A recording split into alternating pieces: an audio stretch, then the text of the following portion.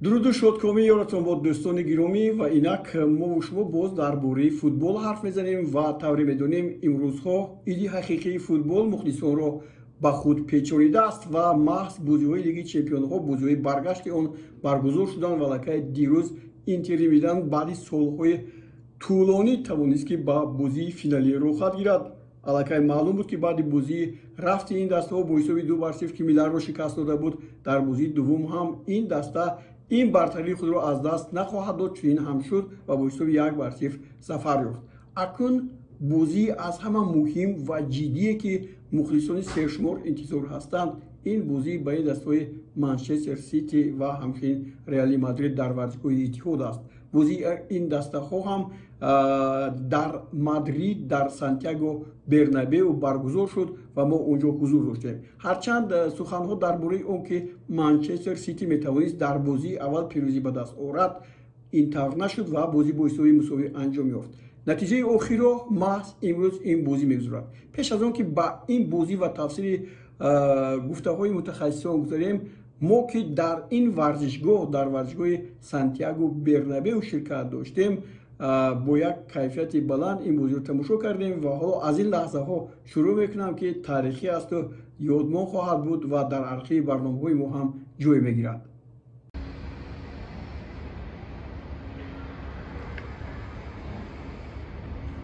дӯстони гиромӣ, орзу доштам ки ба варзишгоҳи Сантьяго Бернабеу, он ҷое ки Реали Мадрид бозӣ мекунад, он ҷое ки дастаи мунтахаби Испания борҳо бозӣ кард, инҷо бошам.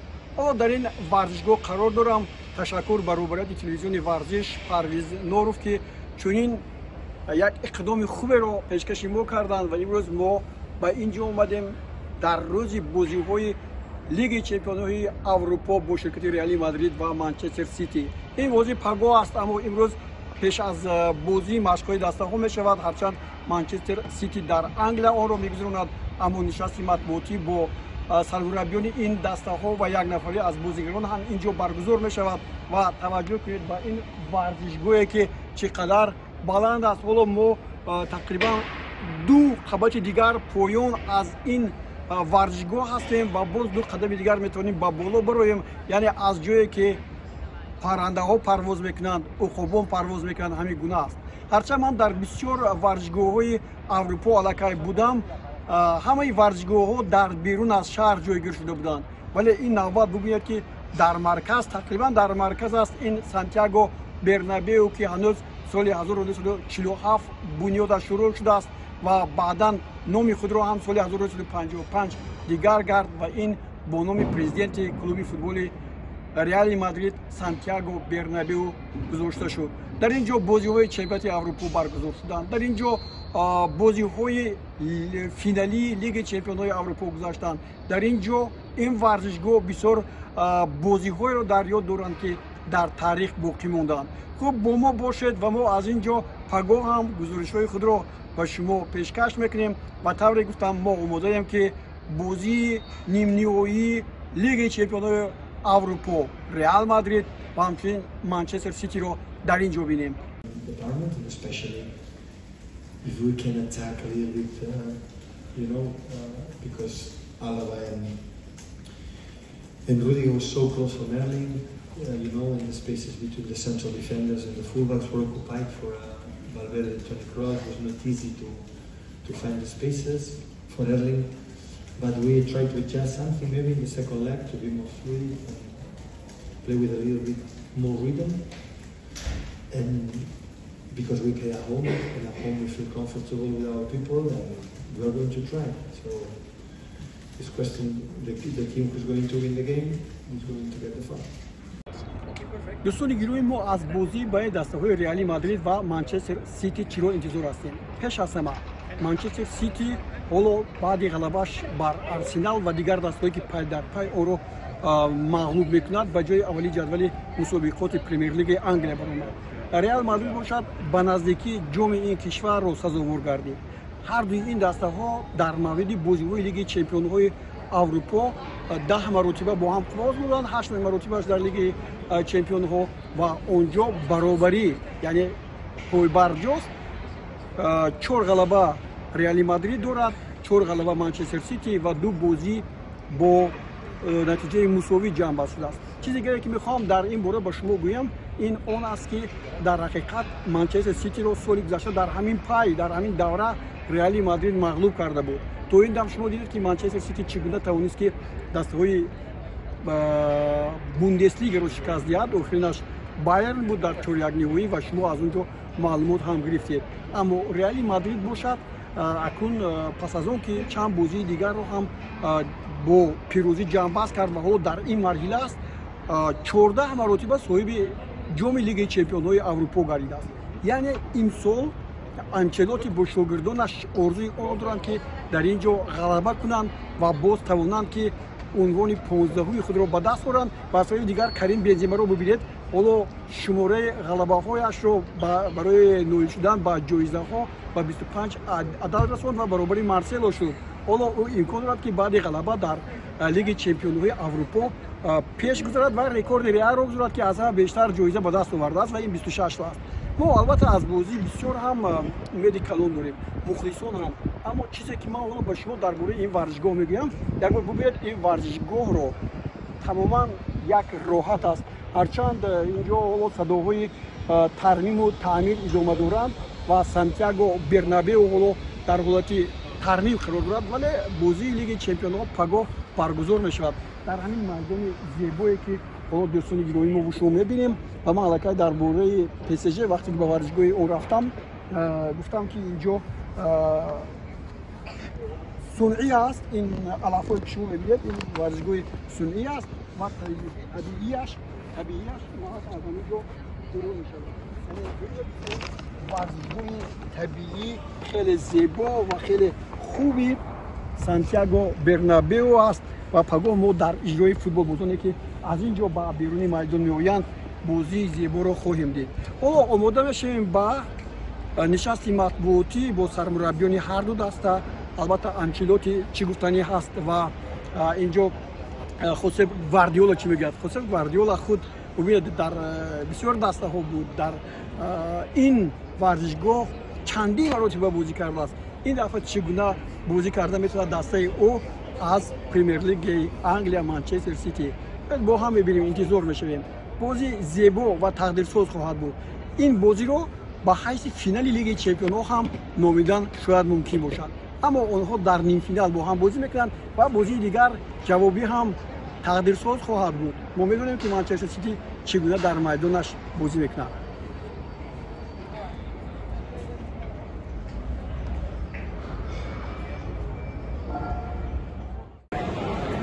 چیزی که دوستان گرامی من با شما گفتم ورزشگاه سانتیاگو برنابئو در مرکز شهر مادرید واقع شده است و حالا 3.5 ساعت پیش از بازی است و طور می‌بینید درگیر و اطراف ورزشگاه همین قدر مخلصان زیاد هستند که همه سفیدپوش هستند و اینها مخلصان دسته ریال مادرید هستند و امروز من باور دارم که ریال با یک بازی زیبایش اینجا میتواند که مخلصان خود را شاد گرداند. برای چی؟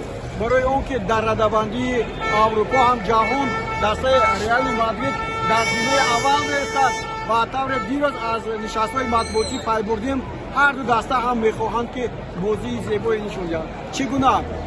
آنچلوتی گفت که ما طور بازی می‌کنیم که یک باره با هجوم نه، یعنی ما هم در دفاع می‌نشینیم هم جای در کاری ما غلبه می‌کنیم و اگر ضرورت داشته باشد در بازی‌های پیشینه‌مون هم همین طرح بازی رو پیش گرفته بودیم، یعنی آرام بازی میکنیم و بعدا با یک هجوممون ما بتونیم که گل‌های بسیار داریم. این رو ما در بازی امروزه ببینیم. طور گفتم حالا 3.5 ساعت دیگر وقت است تا بازی، ولی الکی هر کجا مخلصان جمع شوند بین خود حرف بزنند چگونه امروز بازی میشود. خوب شرط گذاری‌های هم شاید باشد. بیاد حالا برای دوم بگیم که بعد 2 ساعت دیگر چی حالت رخ می‌دهد.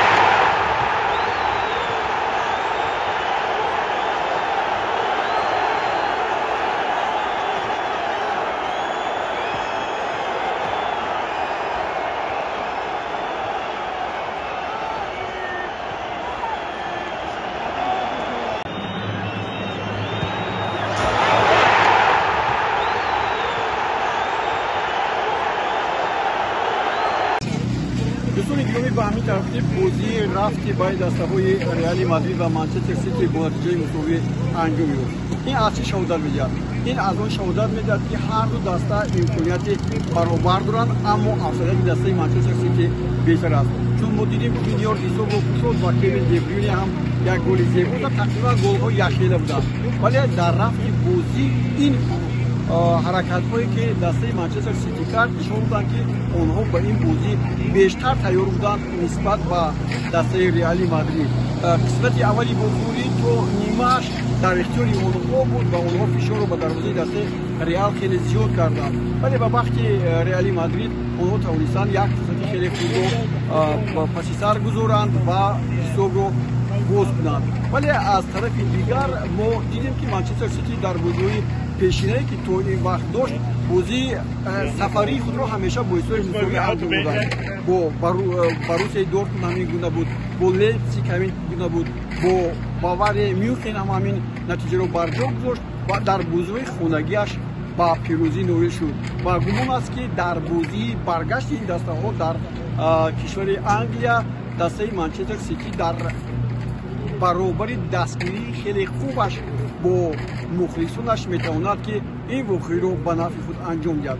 Аммо футбол аст ва пешгӯӣ кардан бисёр душвор.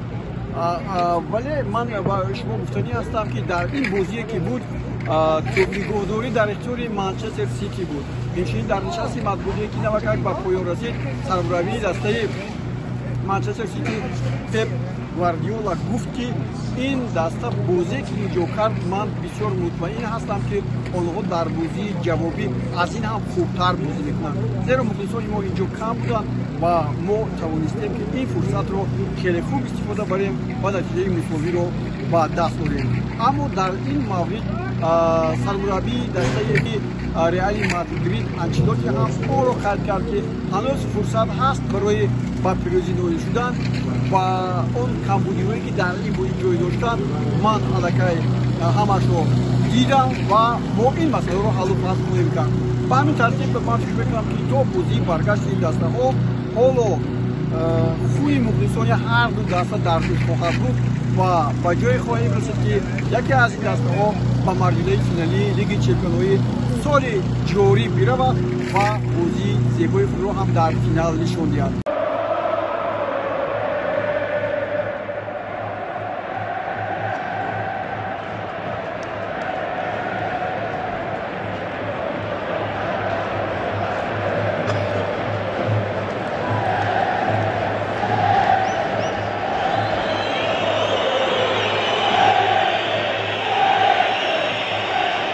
خب دوستان گرامی، امروز روزی بازی از همه مهمی لیگ چمپیون‌ها بین دسته‌های منچستر سیتی و ریال هست. بازی برگشت است. از اون متخصصان بسیار هم مثلا نتیجه خوب رو انتظار هست. هم پیش از همه بازی زیبا رو ما هم تو در تاجیکستان که مخلصان منچستر سیتی و همچنین ریال بیشتر هستند، همچنین همین بازی زیبا رو انتظار هستیم.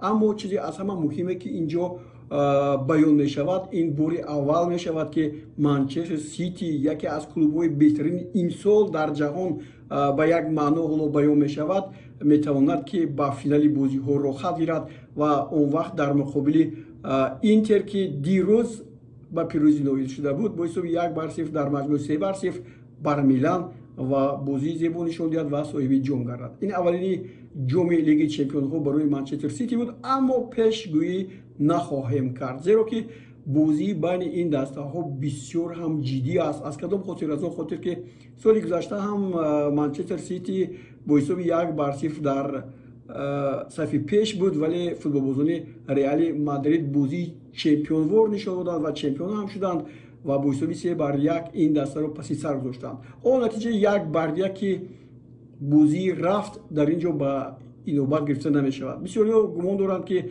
امروز دسته ها 120 دقیقه در میدان خواهند بود و برای پیروز شدن مبارزه خواهند برد. اما انچلوتی نظر دیگر دارد. او میخواهد با طرح بازی 4-4-2 در این رقابت بازی خوب نشان دهد، پیش از همه دروازه را احتیاط کند و بعدا با هجوم گذارد و فشار را زیاد کند. اما در بازی اولی که در اینجا در مادرید بود، منچستر سیتی در نشان دهنده ها бартарӣ дошт ва инҷо мухлисонаш хеле зиёд ҳастанд ва ин дастаро метавонанд ки ба сӯи камёбӣ кашанд. вале дигар масъалаҳо мушкилиҳо ҳам барои Манчестер Сити рух доданаш мумкин аст. ин чӣ мушкилиҳо аст? пеш аз ҳама бозии футболбозони ин даста метавонад ки пеш аз оғоз шудани бозӣ як нав ноҷории худро пайдо кунад, чунки онҳо як қадам дар сафи пеш ҳастанд, чунки дар сафар мусовӣ бозӣ кардан ва акнун инҷо ғалаба кардан мумкин аст ва тамоми кӯшишро ба ғалаба ба пеш рафтан, яъне ба ҳуҷум рафтан сарф карда метавонанд ба иштибоҳҳо роҳ диҳанд. аммо ин як чиз. аммо чиз дигаре ки бояд гуфт, ин ҳамон рӯҳияи ғалабаовари дар бозиҳои ҷом як шӯҳрат доштани Реали Мадрид аст ки ҳар лаҳза метавонад ин даста боз ба бозӣ баргардад. дар ин бора Модричро мо хеле хуб шунидем. ӯ гуфт ки вақте ки дар ин ҷо мо бозӣ мекардиму бо мо Зидан буд, онҷо як рӯҳияи наве ба мо ҷорӣ кард ки мо тавонистем ин бозиро ба нафъи худ анҷом диҳем ва имрӯз ҳам мо ба ҳамин бармегардем. яъне имрӯз ҳам метавонем бо ҳамон рӯҳияи чемпионӣ дар бозиҳои лигаи чемпионҳо ба майдон оем ва тавонем ки ба пирӯзӣ ноил шавем. аммо инҷо ҳисобро пешгӯӣ кардан мушкил аст. 50-50 аст, ҳарчанд қисми зиёди расонаҳои хабарӣ ва ҳамчунин мутахассисони футболӣ мегӯянд ки Манчестер Сити нисбат ба Реали Мадрид 70% пейсаф аст, яъне 70/30 аст, яъне метавонанд ки футболбозони дастаи Манчестер Сити ғалаба ба даст оранд.